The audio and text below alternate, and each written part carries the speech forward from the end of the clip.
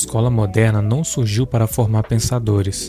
Ela foi moldada no século XIX, em meio à Revolução Industrial, para preparar crianças para um mundo de fábricas, exércitos e hierarquias rígidas. O modelo era claro: obedecer, repetir, produzir. Tudo na estrutura escolar segue essa lógica. O sino que toca para entrar e sair lembra o apito das fábricas. As filas, as provas, as carteiras enfileiradas, tudo feito para criar disciplina, rotina e respeito à autoridade. E o professor nesse modelo não é um guia de descobertas, ele é uma voz final, o dono da verdade. Desde cedo, aprendemos que memorizar é mais importante do que entender, que repetir é melhor do que questionar, que errar é algo a ser evitado a todo custo. E a curiosidade que toda criança tem naturalmente vai sendo sufocada aos poucos. Com o tempo, o estudante se acostuma a obedecer, aprende a decorar o que cai na prova, mesmo que não faça sentido. Aprende que tirar nota boa é mais importante do que compreender de verdade. Aprende a ficar em silêncio, mesmo quando algo o incomoda. Aprende a duvidar de si mesmo e confiar cegamente nos outros. E o pior é que tudo isso parece normal. Quase ninguém percebe o estrago.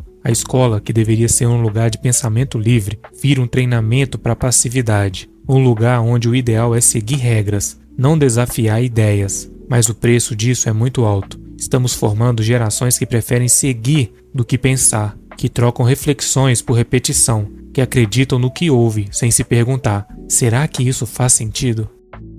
Durante muito tempo, a escola era o principal lugar onde as ideias eram moldadas, mas hoje, a sala de aula perdeu espaço para algo ainda mais poderoso, uma escola invisível, silenciosa, que está em todos os cantos: a mídia. Sem perceber, passamos horas diante de telas que ensinam muito mais do que imaginamos. O que vestir, o que pensar, o que admirar, o que desprezar. A informação virou entretenimento, e o entretenimento virou o novo professor. No lugar de livros e debate, temos vídeos curtos, virais e com frases de efeito. A profundidade deu lugar ao impacto rápido. Pensar exige tempo, mas o algoritmo quer velocidade, quer clique, quer dopamina. O conteúdo que mais engaja é o que menos exige esforço mental. Opiniões mastigadas, ideias embaladas em formato de polêmica, discurso pronto para serem repetido. Hoje, influencers se tornaram referência intelectual. Muitos têm milhões de seguidores, mas nenhuma formação sólida. Mesmo assim, moldam o pensamento de uma geração inteira.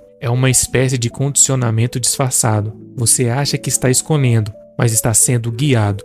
No fim, a mídia ensina sem que você perceba. E a pergunta é: ela está ensinando o quê? A mídia virou uma nova escola, mas a lição que ela ensina é simples: pare de pensar, apenas sinta.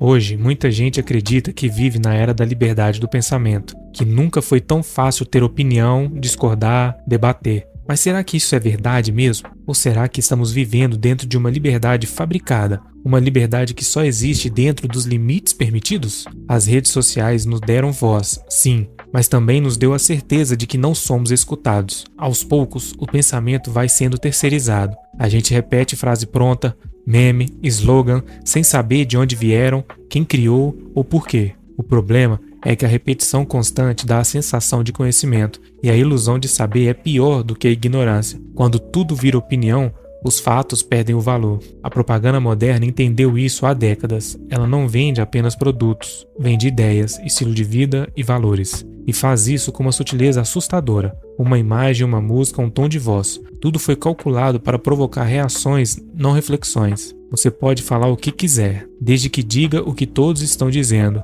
Pode pensar o que quiser, desde que pense igual a todos. Quem desvia desse script é ridicularizado, cancelado, apagado. E assim acreditamos ser livres, enquanto seguimos pensamentos que não construímos, valores que não questionamos e escolhas que nunca foram realmente nossas. O que parecia uma era de pensamento livre talvez seja só uma nova prisão, mais confortável, mais bonita, mais tecnológica, mas ainda assim uma prisão.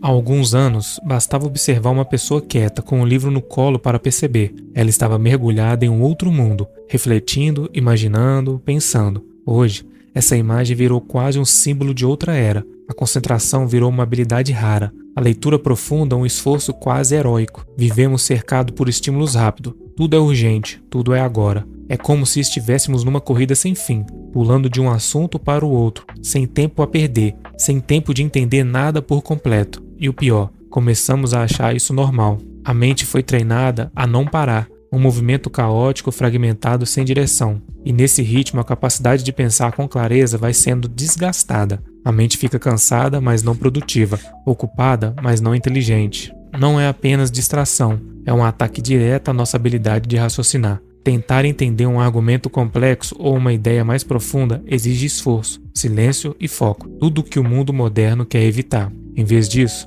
somos recompensados pela rapidez.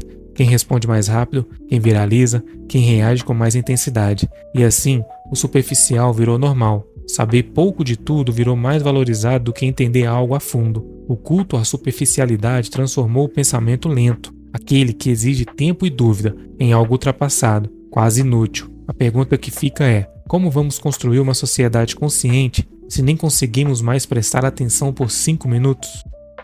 Durante muito tempo, saúde mental foi um assunto empurrado para debaixo do tapete. Mas agora, mesmo com tantas vozes alertando, vivemos uma epidemia silenciosa. E ela começa cedo. Crianças ansiosas, adolescentes depressivos, jovens que carregam um peso invisível no peito e não fazem ideia do porquê. A pressão começa na escola. Nota, desempenho, expectativa.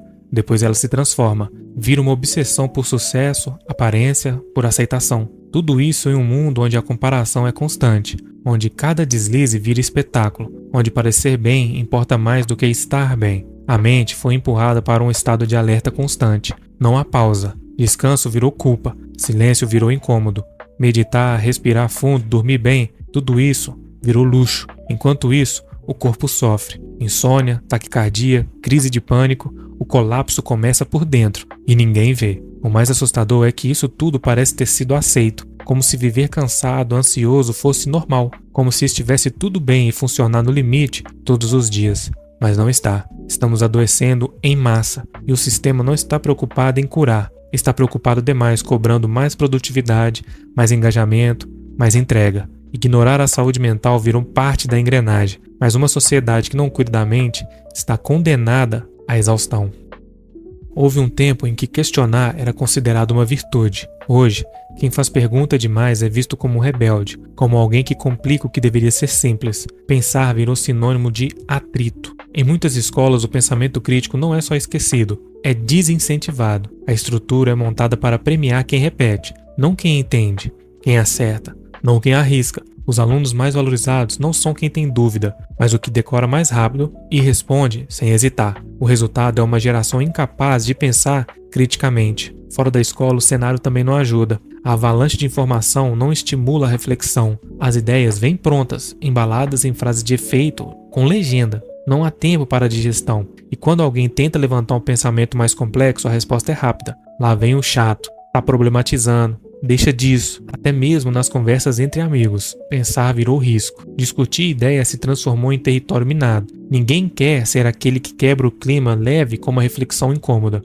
Melhor sorrir e concordar. Pensar exige esforço, e o esforço virou sinônimo de peso.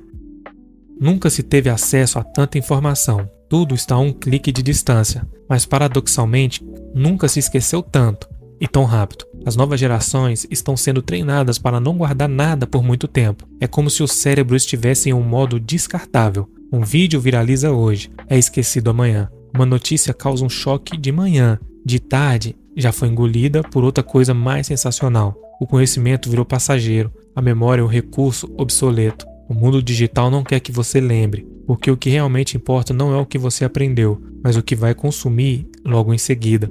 E para isso funcionar, é preciso esquecer o que veio antes. Esquecer virou uma ferramenta. Mas há um problema. Quem não guarda o passado não aprende com ele. Quem não reflete sobre o que vive, repete os mesmos erros. A história vira apenas uma sequência de modas passageiras. E assim, estamos formando uma geração treinada para não se apegar a nada, nem ao que pensa, nem ao que sente. Tudo deve ser leve, rápido, esquecível. Pensar profundamente cansa. Lembrar dá trabalho. Então é melhor deixar para lá. No fim, não estamos apenas esquecendo o que aconteceu, esquecemos até dos nossos erros, e sem isso, não dá para aprender nada. Não é só descaso, é estratégia, porque um povo que pensa demais começa a fazer perguntas incômodas, e quando as perguntas aparecem, o controle escapa pelas mãos. Por isso, a inteligência virou ameaça, e a burrice ferramenta. Pense bem, quanto menos uma pessoa entende do sistema que vive, mais fácil fazê-la defender coisas que a prejudicam. O cidadão ideal para eles é um eleitor que só aperta confirmar e vai embora. Aquele que repete discursos prontos. Aquele que se informa por meme vive cansado demais para questionar. É por isso que a educação virou uma colcha de retalho. Ensina fórmulas, datas, nomes, mas não ensina a ligar os pontos. Ninguém mostra o porquê das coisas, só o como e sem o porquê. Não há um pensamento, só repetição. O sistema não quer formar um cidadão, quer formar eleitores. E que muitas coisas que te ensinaram foi só para te manter quieto. Esse é o projeto, um país onde pensar virou luxo, onde quem lê é debochado e quem governa agradece. E para você, quais outras maneiras eles estão usando para destruir a próxima geração? Comente aí e fala para mim. Curta o vídeo, se inscreva para mais vídeos como esse.